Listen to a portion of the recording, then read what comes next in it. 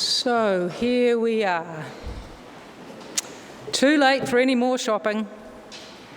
Too late to buy any more food. As I thought about this, it reminded me of a prayer that comes in our tradition from the night prayer. It goes like this: Lord, it is night. It is night after a long day. What has been done has been done. What has not been done has not been done. Let it be. Perhaps we could rephrase it a little. Lord, it is Christmas. Christmas after a long year and lots of preparation. What has been done has been done. What we have is what we have. It is enough. Let it be. Phew. Christmas. Now we're here. What's it all about? Well, I suspect that you'll get about as many different responses to that as there are people or combinations of people. Likewise, how the project of Christmas is approached varies widely. There are some who prepare well in advance, who clearly know the protocol of order. Christmas shopping is tied up by June. Yes, I did have a friend who had all her Christmas shopping done by June. And then there are others who specialise in the Christmas Eve dash. How many here are Christmas Eve dashers? A few donners and dashers here.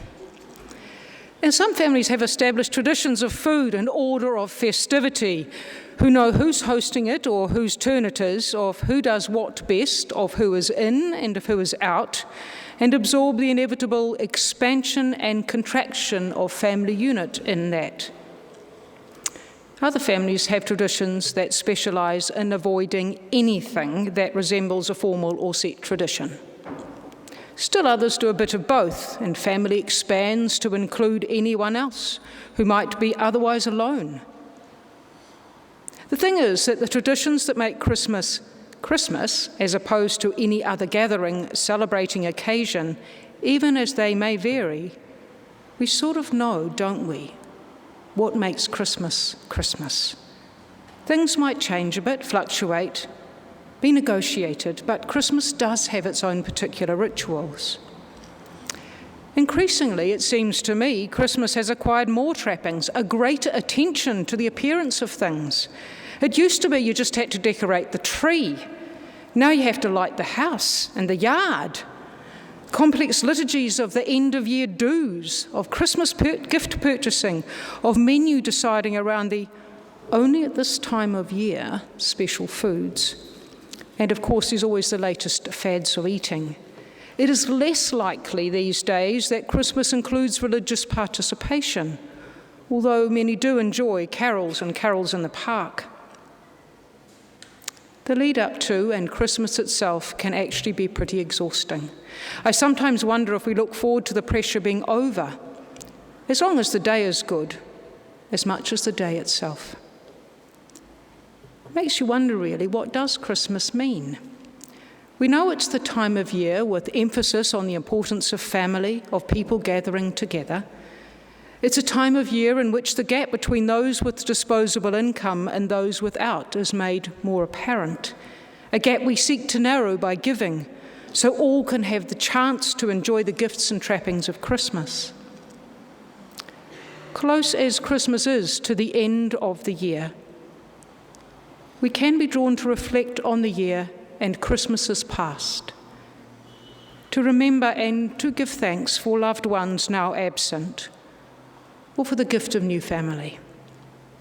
As we get older, the size of the event of Christmas tends to diminish, or maybe our role in the larger family affair does. Christmas can become a bit of a pared-back affair, and we might wonder more closely about what actually matters.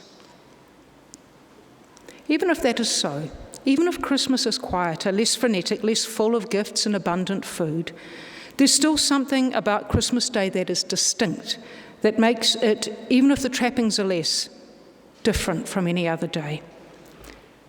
During those full-on family time Christmas Day occasions, have you ever had one of those moments, maybe after the presents have been opened and all that food has been eaten, when you just feel glad that it's Christmas? Funnily enough, even though the food's been great and the gifts appreciated, there's a moment of what you might call still happiness, just because the day is Christmas. Maybe in part it's the glow of Christmases past about remembering and reconnection. Maybe it's because the rush is over and holiday time beckons.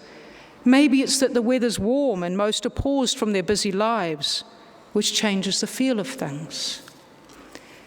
It's as if something arises in us. You might call it joy. Joy of being alive, tinged with excitement, inkling of life's potential, a moment of gladness for life.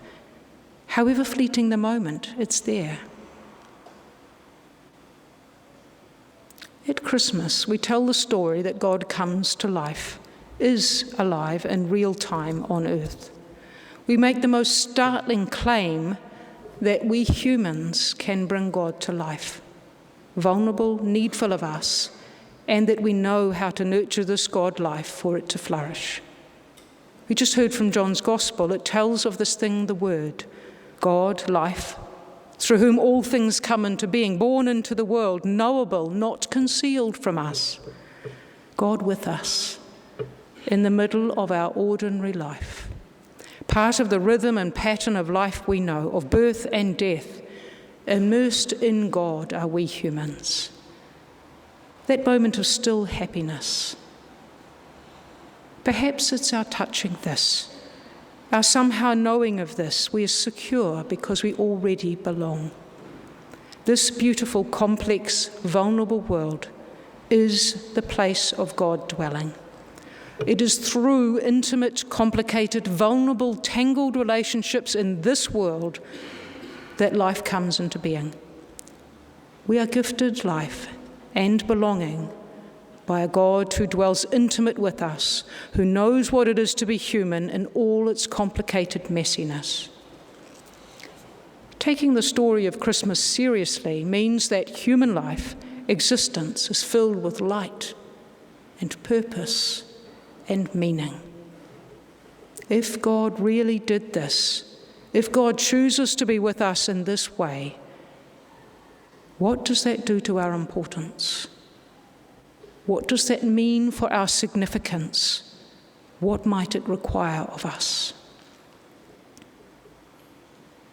Let us ponder, but not be overwhelmed by the implications of what this might mean or demand of us. Rather, let touchstones such as Christmas remind us of the simplicity and the smallness and the familiarity and the very ordinary wonder of meeting God.